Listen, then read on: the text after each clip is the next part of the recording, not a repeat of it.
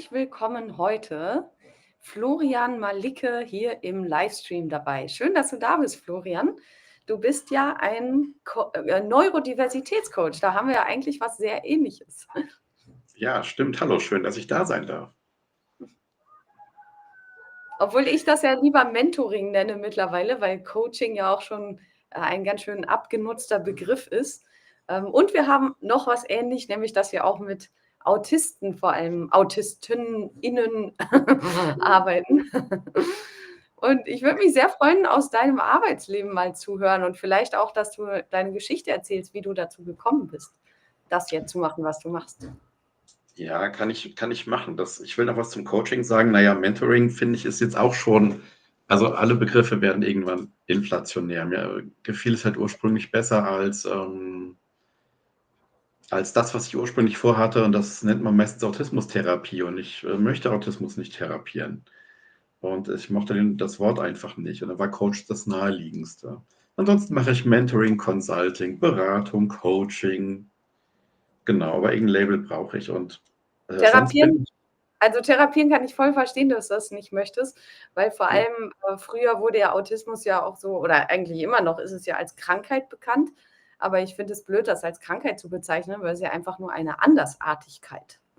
Ja, es ist, ja eben, es ist eine Andersartigkeit. Das Gehirn ist einfach anders und Punkt. Das ist aber auch mit der Grund, warum ich das so anbiete. Ähm, Also ich bin spät diagnostiziert, das ist erst so ein paar Jahre her, also die Autismusdiagnose, dann kam später die ADHS-Diagnose dazu. Ich habe auch eine Prosopagnosie, das ist eine Form der Gesichtsblindheit. Und ich habe schon sehr lange in dem Feld gearbeitet. Aber Als, darf ich mal kurz stören? Diese ja, Gesichtsblindheit ist doch sowieso bei Autisten eigentlich recht typisch, oder? Nicht bei allen, aber. nein, ist nicht, nein, Nee? kannst nicht sagen, dass es typisch ist, aber es ist überproportional schon da, aber es ist nicht typisch. Häufig. Ja, ja, okay. Genau, es ist häufig, genau. Das war mir bei mir persönlich aber auch nicht so klar. Da bin ich auch erst sehr spät drauf gekommen. Und ich habe sehr lange in der Familienhilfe gearbeitet als Sozialpädagoge. Und als meine Diagnose kam, habe ich gemerkt, dass es eigentlich noch viel zu wenig Angebote für Erwachsene gibt. Und das ist Absolut. dann das ist der Grund, warum ich mich dann selbstständig gemacht habe. Hm. Und Und jetzt berate ich halt autistische KlientInnen mit und ohne ADHS und bin in der Wirtschaft tätig. Da halte ich es dann aber allgemeiner um Neurodiversität. Also um alle Brains und neurodivergente Brains und was daran anders ist. Und dass ja. das alles nicht so defizitär und schlecht ist, wie häufig so die Klischees sind. Also ich habe das ja vor allem, ich habe irgendwann begriffen, dass es auch gut ist zu gucken, wo genau denn die meisten Brains sind. Und da sehr viele im IT unterwegs sind und in der Technologie, also Ingenieure etc., habe ich dann einfach gesagt, dann sage ich einfach, ich nenne es jetzt Kommunikationstraining für IT- und Tech-Unternehmen, weil das größte Problem, was ja solche neurodivergenten Menschen haben, ist halt das fehlende Verständnis untereinander, füreinander, weil man eben anders tickt und weil der Mensch ja von alleine so ausgelegt ist, dass er immer davon ausgeht, jeder denkt und fühlt so wie ich. Und das ist halt nicht so und dadurch entstehen eben die ganzen Konflikte.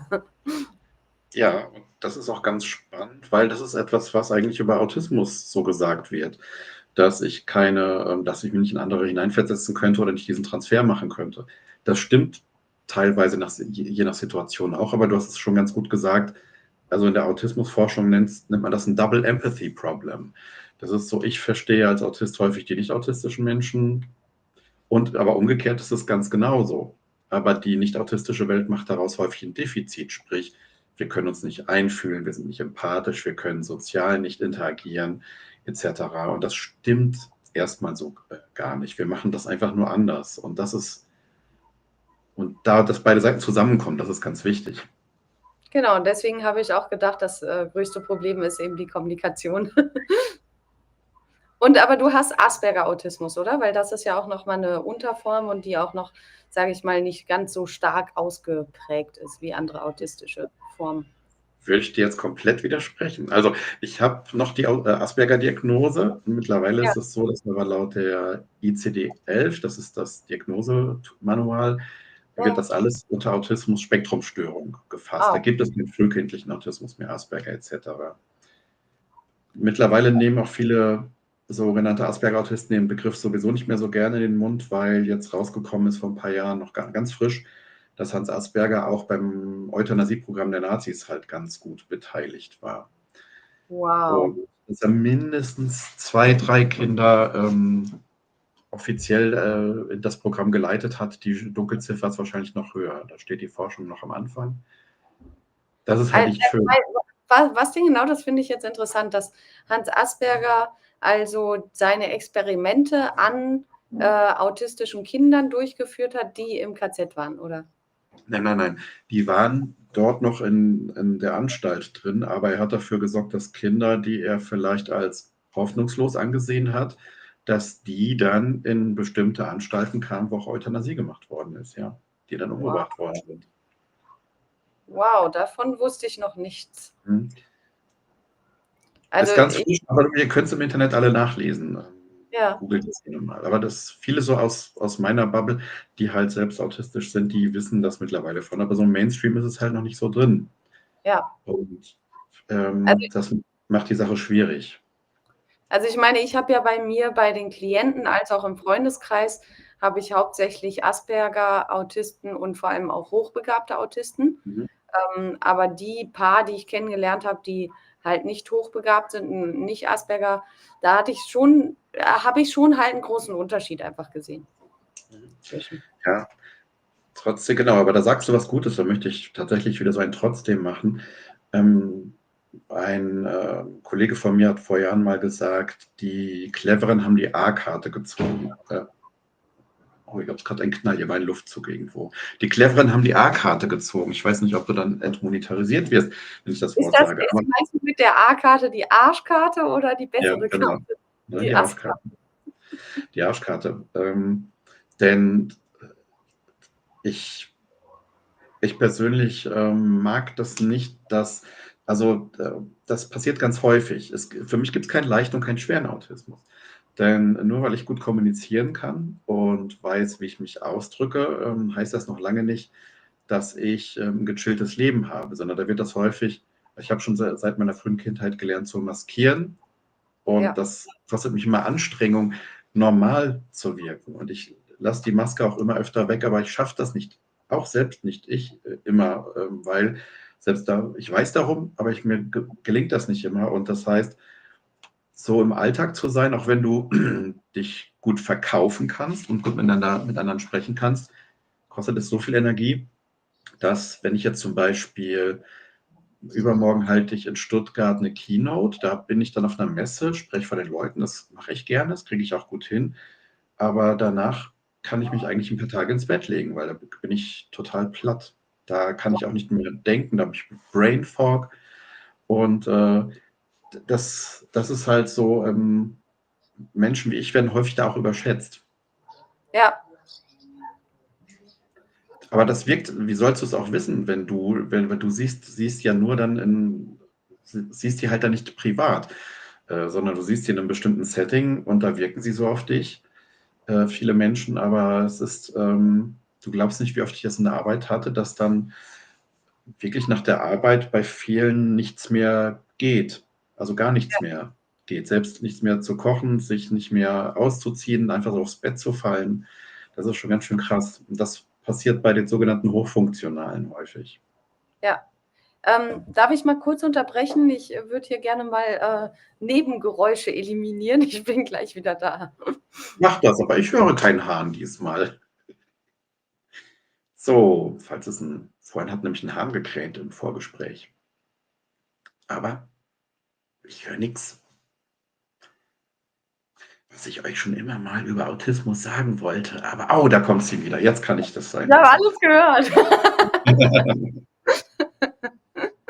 Genau, jetzt darfst du gerne sagen, was du allen schon mal unbedingt über Autismus erzählen wolltest. Ach, das habe ich ja nur als Quatsch gesagt. Nein, nein. Ich wollte dich Nein, vor nur allem, wenn ärgern. Arbeitswelt, finde ich das Mhm. sehr interessant, was du sagst, dass es eben auch so anstrengend ist, überhaupt zu arbeiten und dann nach dem Arbeiten ist es ja trotzdem eigentlich für die psychische Gesundheit eben auch wichtig, noch andere Sachen machen zu können. Aber wenn man die nicht mehr machen kann, weil man eben so erschöpft ist die Frage, wie man trotzdem, gesundheitlich auf sich achten kann als Autist in der Arbeitswelt, dass man eben trotzdem die psychische Balance behält. Ja, das ist ein ganz großes Thema. Das wäre 'ne Und große Frage jetzt. ja, das, schaffen auch, viele nicht. Also, das ist, das also, was ich immer wieder in meiner Arbeit erlebe und auch persönlich kenne, ist, dass es sehr schwer ist, die innere Batterie, die Social Battery oder wie auch immer, die für deine Energie auch da ist, die im Blick zu behalten. Und häufig merke ich das erst, wenn es schon zu spät ist. Und das ist immer ein ganz großes, Problem einfach. Mhm. Und ich habe schon vieles ausprobiert. Ich habe schon gute Erfahrungen mit Achtsamkeits oder Atemübungen gemacht, aber es ist tatsächlich immer so, dass, ich manchmal die nicht mehr abrufen kann, wenn ich dann so kaputt bin. Und Vorsorge, das merke ich, das ist anscheinend bei vielen autistischen Menschen so, das ist echt, da ist immer eine große Hürde. Ja, absolut, weil man ja Mhm. auch wenig darüber lernt. Also, Mhm. ja, ich sage mal, in der Schule lernt man sehr vieles, aber wirklich wichtige Dinge lernt man irgendwie nicht.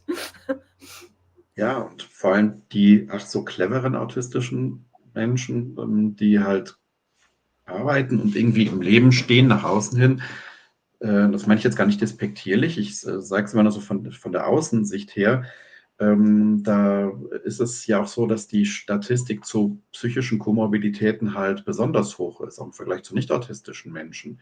Das heißt Depressionen, Zwangserkrankungen und Essstörungen, das ist alles um ein Vielfaches vorhanden. Und das ist sehr, sehr schade. Und das liegt auch aus meiner Sicht daran, dass viele es nicht schaffen, sich selbst zu akzeptieren, weil sie ihr ganzes Leben lang gehört haben, dass sie nicht richtig sind, obwohl sie in Wirklichkeit hochintelligent sind, zum Beispiel. Und ganz tolle Menschen. Aber wenn du das immer gesagt kriegst, das kenne ich von mir selbst auch. Ich dachte jahrelang, ich bin dumm. Ja. Und weil ich Sachen nicht kapiert habe oder anders nachgedacht habe und langsamer an bestimmten Dingen war. Ja, Aber ich finde auch, 'ne große Herausforderung ist auch, und ein großes Problem ist auch, dass die meisten Ärzte über Hochbegabung und Autismus wenig wissen, vor allem die Psychiater. Und dass es erstens viele Fehldiagnosen gibt. Einmal das, aber es gibt auch die Komorbiditäten, also die, doppelten Diagnosen. Und wenn du aber dann beispielsweise Depressionen hast und Autismus, wird der Autismus aber gar nicht erkannt und gar nicht ja, angegangen und gar nicht angesprochen. Und insofern bleibt dann nur die Depression und das ist halt nicht alles. Und das finde ich halt, das habe ich ja erzähle ich auch immer wieder über meine Mutter, die eben, jahrelang überhaupt nicht erkannt wurde, weder mit der Hochbegabung noch mit dem Autismus. Und da ist halt die große Herausforderung, ja, dass man irgendwann, also, ich finde das super wichtig, dass die Ärzte darin fortgebildet werden, damit so was eben nicht weiterhin passiert, solche Fehldiagnosen, sondern dass man diese Menschen früh genug dann eben dort fördert, wo sie Förderung brauchen. das ist mir das finde ich auch total wichtig, kann ich nur unterschreiben, denn, äh, also, es gibt so viele genau, so viele Falschdiagnosen einfach. Und das finde ich so traurig, genauso wie dass es gibt jetzt gerade so, es haben sich jetzt so Beiträge von meistens Männern, Psychiatern, gemehrt, die darüber geschrieben haben: „Ach, die Frauen, die sich jetzt alle selbst diagnostizieren“ und so weiter und so fort. Dabei finde ich, dass du dich, ich nenne es ja nicht Selbstdiagnose, sondern Selbstidentifizierung, wenn du dein Leben lang nicht richtig warst und auch verschiedene Diagnosen schon durchlaufen hast und es hat aber nie gepasst und die Therapien haben nie gepasst. Ich habe ja vorher auch schon Therapien gehabt, Zwangsstörungen et cetera. Und du bekommst dann plötzlich was, wo du denkst: „Oh, da sehe ich mich total drin wieder“, ist das doch völlig valide einfach. Also, ich kenne auch wirklich so gut wie keinen Menschen, der mal von sich aus gesagt hat: ich glaube, ich bin im Spektrum. Und als dann später eine Diagnose kam, dann wurde es auch bestätigt, häufig. Du meinst, du Und hast noch nie jemanden kennengelernt, der das gedacht hat und dann das nicht bestätigt bekommen hat? ähm, ja, sagen wir die größte Anzahl. Ich möchte das jetzt nicht so ganz pauschal sagen, aber die größte Anzahl, die hat dann die Diagnose auch bekommen. Und zwar aus den richtigen Gründen, aus meiner Sicht. Mhm. Und das finde ich schade. Oder wenn ich mit Psychiatern und Psychiaterinnen rede, da kommt es bis heute nicht, kommt es im Curriculum nicht richtig vor. Das Ja. ist, glaube ich, in der Ausbildung nach wie vor, sind 2 Stunden, wo mal ADHS und Autismus angedingst werden. Und dann sagen halt welche, na ja, aber ich habe mal dazu einen Post gemacht und dann hieß es, kannst jetzt aber nicht alle über einen Kamm scheren. Ich habe mich zum Beispiel weitergebildet. Denke ich ja auch super, dass du dich als Psychiaterin weitergebildet hast, aber das ist eine freiwillige Sache. Und da das Thema so wichtig ist und die Diagnosen nun mal zunehmen, muss auch die Psychiatrie und die Psychologie damit umgehen können. Aber da wird es gerade bagatellisiert, habe ich das Gefühl. Und das finde ich total schade, weil hier wird was negiert, was eigentlich schon immer seit Anbeginn der Menschheit da ist. Ja, ja. Also ich Kennst du finde jetzt das Thema ja. Ich finde das Thema super interessant. Ich glaube, ich könnte da noch Stunden mit dir drüber reden. Aber da wir das ja jetzt nur so kurz als YouTube und bei LinkedIn veröffentlichen, würde ich gerne nochmal auf das Thema Arbeitswelt zu sprechen kommen, weil viele Autisten sind ja auch eher, man hört halt eigentlich nur von solchen Firmen wie SAP oder Auticon, wo im Endeffekt vor allem die autistischen ITler gefördert werden. Mhm. Und es gibt ja aber auch ganz viele Autisten, die ich zum Beispiel kenne, die in sozialen Berufen arbeiten, so wie du. Und da ist halt die Frage, denkst du, dass da auf Dauer auch noch eine Förderung irgendwann entstehen könnte? Wie waren deine Erfahrungen in diesem Bereich? Also, sagen wir mal so, Christine Preismann, das ist eine autistische Autorin, die ist vielleicht auch dem einen oder anderen bekannt. Und Die hat Therapeut? Ja, ja, genau. Ist auch Therapeutin. Und sie hat mir mal erzählt, weil ich mit ihr darüber gesprochen habe, hey, ich bin autistisch und ich bin Sozialpädagoge, das passt für mich nicht zusammen. Da sagte sie, ach, Herr Malecke, ich habe so viele, die in dem Bereich arbeiten und die autistisch sind. Und da wurde mir erst klar, dass das mit der IT halt auch so ein Klischee ist. Und mittlerweile weiß ich auch, dass laut Erhebungen wahrscheinlich nur 20% der autistischen Menschen auch tatsächlich IT-affin sind. Aber da ist der Fokus drauf gewesen. Weil die halt gut, die das können, sind gut in der Mustererkennung. Ich kann andere Muster gut erkennen, aber keine IT-Muster, musikalische Muster. Und ich habe es halt so erlebt, es wird nicht gefördert, es wird prinzipiell sehr, sehr wenig gefördert. Die ganz großen Firmen, die fangen jetzt mittlerweile an, das auch mitzudenken, dass Gehirne auch anders sein können und dass es nicht immer nur die Norm gibt. Ich finde, dass du sagst so, Ja, ich finde es immer noch schwierig, weil ich sehe zum Beispiel meine Kollegin Simone Dogu, die auch bei Mensa ist, bei dem Hochbegabtenverein. Ich glaube, das war bei der Telekom, wo sie das gerade ziemlich versucht, auf die Beine zu stellen, Neurodiversität. Mhm. Und dann habe ich jetzt einen Kollegen von ihr gehört, der auch, also der sagt halt, ja, sie ist aber eigentlich die Einzige, die das versucht weiterzubringen. Und das ist halt, finde ich, so schade, dass eben nur so wenige Menschen das Thema versuchen vorwärts zu bringen und die hohen Köpfe, die das eigentlich vorwärts bringen müssten, davon ja den Mehrwert darin noch nicht gesehen haben. Ja, Das ist schade. ich sage auch nicht, dass das die Regel ist. Ich sehe nur, dass ich mehr Anfragen da zu dem Thema kriege und dass da wirkliches Interesse ist und dass das nicht nur mittlerweile, also es geht mittlerweile weg davon, dass es nur so, wir machen jetzt mal eine Veranstaltung, weil das Thema ist jetzt vielleicht gerade in, sondern dass jetzt auch mittlerweile Führungskräfte fragen. Aber du hast vollkommen recht, es ist im Gegensatz zu anderen Ländern, es ist in Deutschland echt noch Wüste einfach. Und Also ich wohne ja in einem anderen Land und mhm. ich arbeite ja auch viel mit Franzosen, weil ich ja halb Französin bin. Und ich kann einfach nur sagen, nein, in anderen Ländern ist es auch nicht viel besser.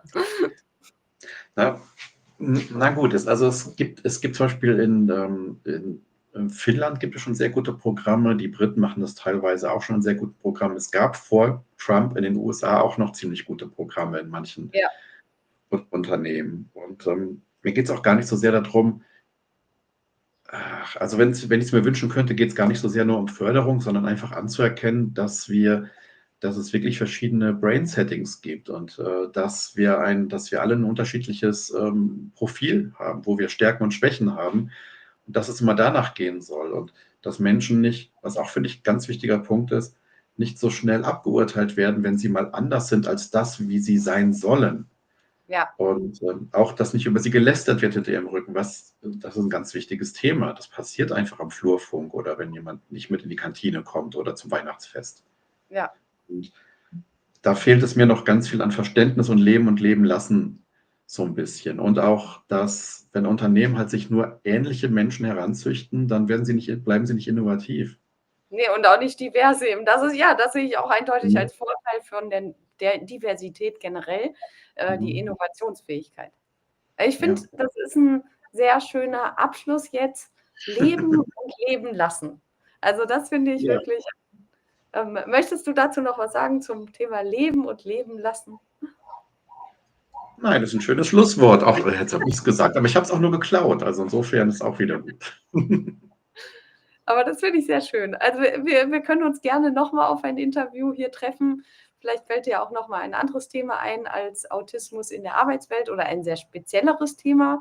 Oder vielleicht haben auch die Leute, die jetzt zuschauen, dann Ideen, was sie gerne noch mal von dir oder von mir zu dem Thema wissen möchten. Und ansonsten abonniert gerne den Kanal. Und dann freue ich mich auf das nächste Treffen mit dir, Florian, und ganz Ja. viel Spaß dort, in Stuttgart bei der Personalmesse.